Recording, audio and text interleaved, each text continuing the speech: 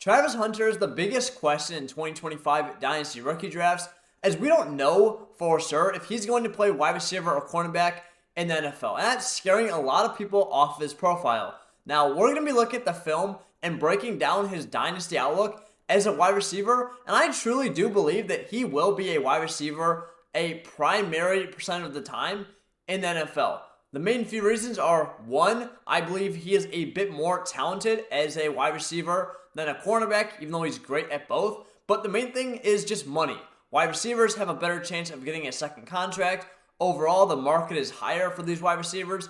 And at the end of the day, the NFL is a business, and Hunter will want to do what's best for him. With that said, I'm going to break down why I'm drafting Hunter everywhere I can this rookie draft season based on his advanced stats, and also looking at the film to see the type of talent that he truly is at the wide receiver position. When looking at the advanced stats with Hunter, there's a lot to like right off the bat. First off, the baseline first PFF grade, 88.4 receiving grade is fantastic. Then you look over and see he played in the slot 5.7% of the times, primarily an X outside wide receiver, 94.3. He definitely demonstrated the ability to play in the slot a few games. You see 14.3, 18, and then 9.8. So I think he will be doing that a little bit more at the NFL level. Would like to see that go up just a bit, but not bad nonetheless. It is better for players to just not be an only slot receiver in college. Typically, you make that transition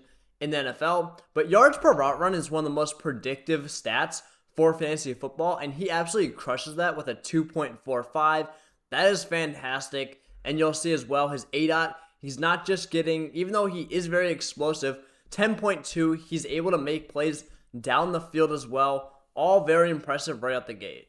Now, the one issue you have with Hunter is he's listed at 6'1", 185 pounds. Going to be very important how he measures in at the NFL Combine or his pro day. But as a receiver, you'll see right here, that would rank in the 48th and 15th percentile. The height, obviously not bad, but he is a little bit slender. 15th percentile is very poor. You want to be closer to 100 for this metric. 185 pounds isn't the worst in the world, but for a receiver, it's definitely not great. That's why I still have Tedward McMillan as my wide receiver one, because his size 6'5", 215 is much more transferable. I think Hunter is going to be great, and I'm going to talk about this all video long of the positives. But there's definitely one main drawback, and that is his size, which we'll see become a slight issue on his tape. Now, the last thing I want to highlight before we dive into the tape is his contested catch percentage at 68.8.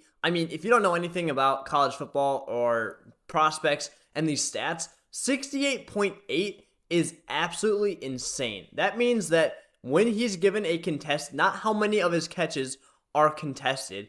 When he's given a contested, a 50-50 ball essentially, it's not a 50-50 ball. It's closer to a 70-30 ball, which when you think about it, it's just absolutely nuts. So I'm going to show you this on display by breaking down the film of his contested catch ability. When you turn on Hunter's tape, the first thing you're going to see and just sticks out like a sore thumb is his unbelievable hands. Right here, you see his force to the sideline.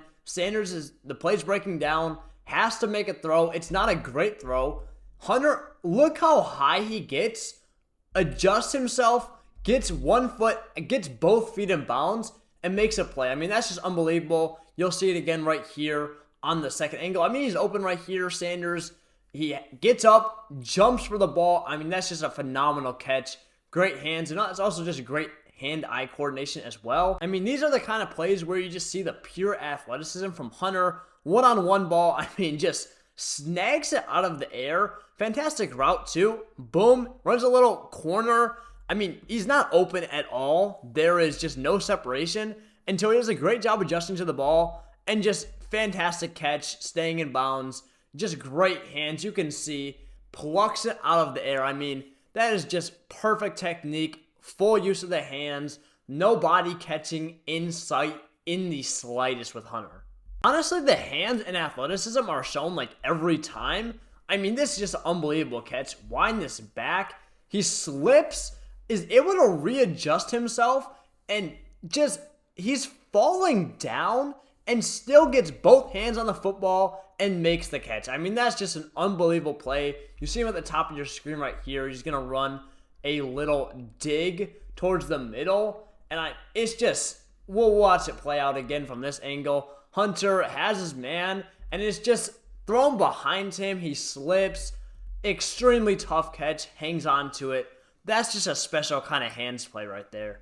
Yet another fade. I bet a lot of you guys remember this one. I mean, defender all over him. You see he doesn't care. Just says, throw it up to me. Hands. I mean, he's just getting absolutely mugged. Now, this is unbelievable because now this is his hands. The ball is thrown. I mean, this is a pretty bad ball by Sanders at the defender. I mean, you can see draped all over, and the ball is probably about right here. Sanders, while he's getting basically, he has, I mean, there's still, I don't know if they end up calling that pass interference because they're so close to the line of scrimmage, but through insane contact, even being 185, he doesn't necessarily get pushed around all the time. And, I mean, unbelievable play. Plucks the ball while he's not even, I mean, he's plucking the ball away from his body while his momentum is taking him away from the ball. That, again, just a special, generational kind of athlete right there. That is unbelievable stuff that you don't see another wide receiver in this class doing. Play breaks down for Sanders. Hunter comes back to the ball. I mean, and there's two defenders here. He's just going to get lit up. That's just a extremely impressive toughness right there for Hunter. Is able to get back, find the middle of the field, and, I mean, he gets cracked right here. Still, great hands, hangs onto the ball. Especially at his, smaller-ish frame. You want to see if the hands and the control through contact is there. 99% of the time, I mean, there are a few times he struggles, and we'll talk about it. It's more so when it gets real physical. But Hunter is a dog. I mean, he has the ability to absorb contact, and his hands are just so strong that he finishes a lot of those really, really tough catches. So when looking at Hunter's game, the thing we have to remember is he is not a full-time wide receiver yet. And the thing that's going to be the least polished is going to be his route running. Yet right here, you see it's going to be a pretty simple out route. He runs it very well. Sure, is there a little bit of nuance in his game that he could clean up?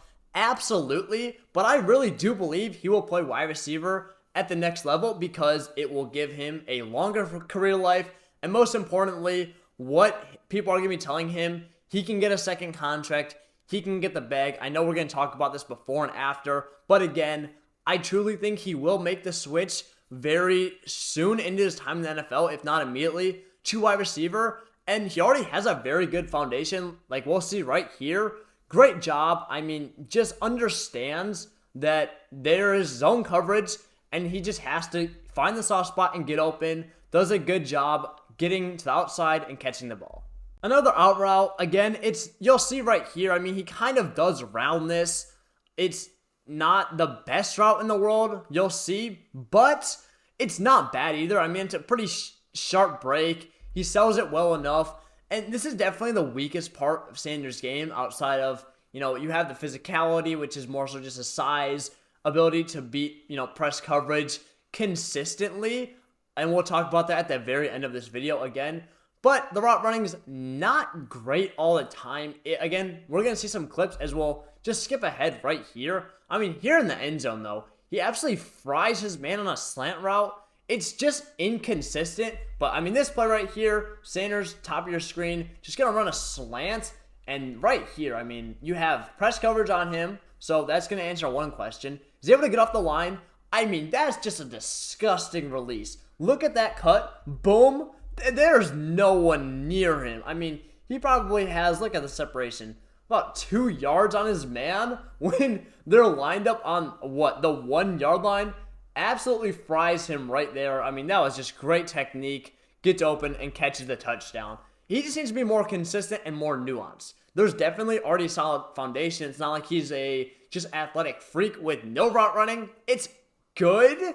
It's just not great, and it's not consistent, which should come with time and should come with him playing a large majority, if not full time, at the wide receiver position. I'll be honest, I wasn't really that impressed by either of the out routes that I saw on tape.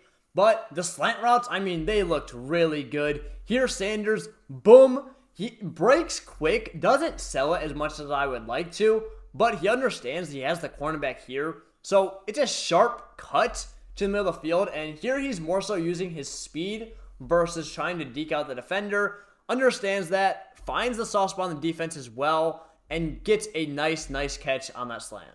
With this, we have a curl route. Again, I don't love the route. You'll see it run back in a second. And look how explosive he tries to be after the catch. Absolutely shifty, man. But here, I mean, he kind of just, again, he like turns around. But he's so quick that he can make up for it. Still, not the best route on there, but, you know, it's not too bad either. Here we're going to see Hunter getting pressed off the line. And it's going to be a quick release inside. Does a great job. Stops. Plants his hand into the ground. And just books it to the sideline. I mean, now this is a fantastic route right there. Hunter absolutely cooks his man. Doesn't get too much. But the release off the line. He sold it perfectly. Sharp cut. That's just the peak. You love to see it out of Hunter right there. Hunter is a menace in the contested catch category, but he's also an elite playmaker. We all know that. Is just able to be an absolute threat after the catch. Right here is just a double positive. You see him right here, gonna run a nasty curl route, gonna break down his defender because the first one we saw wasn't that great, but I think this one's a thing of beauty. Fakes it, sells it really well, defender not even close. So much separation. I mean, he has all the time to make a defender miss, makes a just little cut to the outside, and boom, the man is gone. I mean, he moves the chains, had 53 first downs last year, and we see why. He picks up first downs consistently with plays like that, and he also is able to get a lot more than a first down when he has the ball in his hands. Same kind of deal. It's going to be a short route. Get the ball in Hunter's hands, make a man miss, use that speed, and get to the corner. That's a touchdown. Fantastic play right here by Hunter again. Does a good job just coming back to the ball, breaking a tackle, and then just hitting the... I mean, it's just unbelievable. Really the same concept here. Get the ball in Hunter's hands, make a man miss, and use your speed. A lot of people are questioning about what Hunter is going to run at the combine, but while I don't think he may be a sub-3 guy, I don't think he's that fast. He's definitely in the 4.4s, and he moves just so gracefully, so quick. He's just a very twitchy, quick, fast athlete. Now, we alluded to this early on, but he does struggle. I mean, they're fighting right here. And he's just at 185 pounds. He's not the perfect weight in the world. So he's going to be able to get moved around a little bit by corners. It's just not the biggest deal in the world because it doesn't happen consistently. But you see right here on these kind of plays, they try when they're pressing him up like in the goal line. It's just rough. Here, he's pressed up, and though they run it, you can see if you run it back to the corner. He tries to beat him to the outside and puts his hands on him. I mean, he's bottlenecked the whole way. It's a little tough for him to release on some of those when he's pressed up. That's really my only main concern. Obviously, you have the nuance with route running. I still don't think that's ever going to be the bread and butter of Hunter's game when he has such great hands, when he's so great after the catch. But I think the main real concern that you can't really change is just his size. It's going to limit what he can do a bit more in the NFL. But as you can see, I mean, we watched the film right here. I mean, this is another play where, yeah, he's getting bodied around a little bit on the line of scrimmage. It doesn't affect what he can do a large majority of the time. But once you get to the NFL, it's going to be more physical. Players are going to be stronger. Players are going to be faster. So it's definitely something to keep in mind. And Hunter has to understand that. I mean, when you're looking at a 68% contested catch rate, that's obviously going to go down. It's just how much when he's playing against bigger, stronger, faster competition at the NFL level. And I think it's still going to be very good. It's just, obviously, when you got a guy like Tedder McMillan that has a ridiculous contested catch rate, but he's 6'5", 215 pounds, that's a lot more translatable than Hunter mossing these very weak, very slow corners in college, right? After watching the film and looking at the advanced stats, it's clear that Hunter is a little raw, but the talent and the future outlook for him is off the charts. Now, looking at where he's being valued on the consensus, we don't really have a great ADP basis yet, but in this mock draft from Dynasty Nerds, it's a 1 QB mock, but the premise is they have Omari and Hampton and Caleb Johnson going over Travis Hunter, and in my opinion, that's just getting a little bit too cute. In our recent FTR Dynasty rookie mock, we have Hunter going at the 106 in Superflex leagues, which means that he would be going just below guys like Tedward McMillan, Luther Burden, and I honestly, if we get a little more confirmation close to the draft, I will 100% be moving Hunter over Burden, depending on landing spot, depending on draft capital. That's up in the air. But as a prospect, as long as we get that draft capital and we get that, confirmation that I mentioned earlier on the video, I believe it will happen in either this year or in the next few seasons. I'm moving Hunter over Luther Burden quite easily, and he'll be my wide receiver 2 in the 2025 Dynasty Rookie Draft class, just behind my favorite prospect, Tedward McMillan. If you guys do disagree though, or you enjoyed the video, be sure to drop a comment down below. I'd love to debate. We are still a ways out from the Dynasty Rookie Draft, real season. So there's a lot of discussions to be had, and I'd love to have it with you guys down in the comment section below. If you enjoyed the video though, be sure to like, comment, subscribe for more Dynasty content we'll be bringing all off season. Again, really appreciate you guys, and I'll see you in the next one.